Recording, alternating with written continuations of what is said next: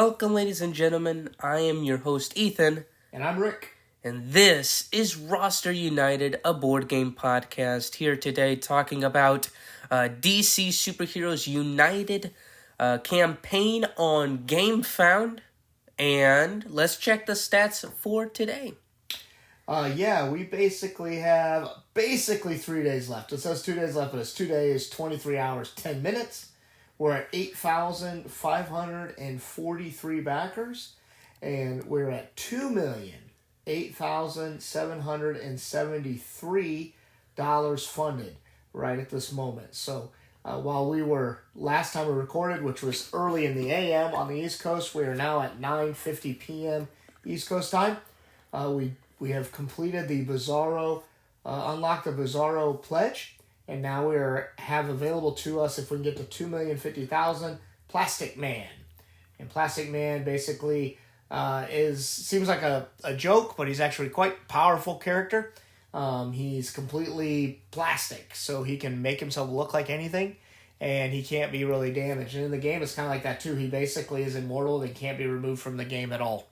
So that's pretty cool. Kind of a very, again, just really thematic. So I love the sculpt on it. He's kind of got his hand stretched out and wrapped around a fire hydrant, but his head's also stretched out. It's kind of cool. Kind of looks like Mr. Fantastic if you're more familiar with the Marvel characters. Yeah, it's a very interesting character, and we'll definitely be looking forward to playing with him very soon. Another update that we have are the campaign decks. This was something that was introduced the last set last year in the Multiverses Marvel United campaign on Kickstarter. Basically, campaign decks are a series of games that you will be playing, typically surrounded by a famous storyline in the comic books, and you'll be going game by game, introducing new setups, probably different ways to play, different winning conditions. That's right, that's the word. And it basically just makes the game feel different when it's not. And it's going to be just kind of giving you a little refresh of the game, I feel. You have to play with certain characters, though, on the actual storyline, and you have to fight against certain specific villains as well. For example, some of the campaign decks feature The Long Halloween, which was actually a cartoon that they made. I'm sure it was probably a comic book before then. They did the Justice League versus the Suicide Squad. They've done the Superheroes United and the Throne of Atlantis and all these cool-looking campaigns. The Reign of the Superman one's the one I like. That's the one I was talking about last night, where Superman dies, and you see the cover of it. The first mission is Doomsday. Superman dies, and then these 4 other Supermen came in, and two of them acted like Superman, 2 of them was like Superboy. Anyway, you kind of go through them and trying to figure out what happened to real Superman before he comes back at the end. So that's like a real cool one. A couple other things in here is it kind of spoils from us that they're just not quite done yet. There's a campaign that they can't reveal because those characters haven't been revealed yet. That's right.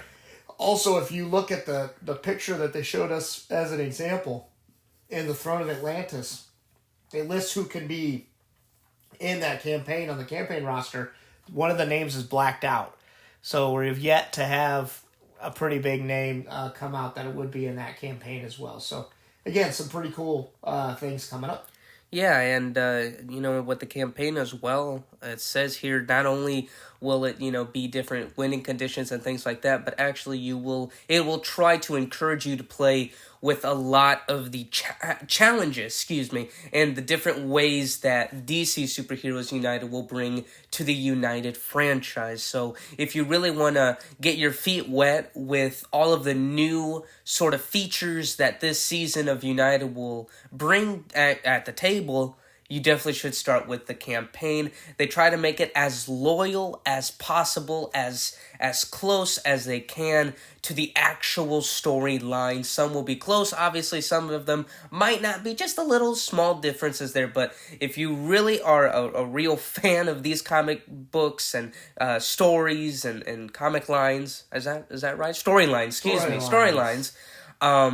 You'll definitely appreciate what they're trying to do here with the campaign deck. Something I'm definitely looking forward to, and we'll get a taste with the multiverses, which is coming in August. So I will definitely give you an update on how I think about that and how it could change your opinion if you want it or not in the future for your DC United campaign. Also, the box that comes with it is really neat. It's its own separate box full of campaigns. And like you said, there's still 2 campaigns out there. So we'll have a total of 8 with who knows how many events, how many cards there'll be.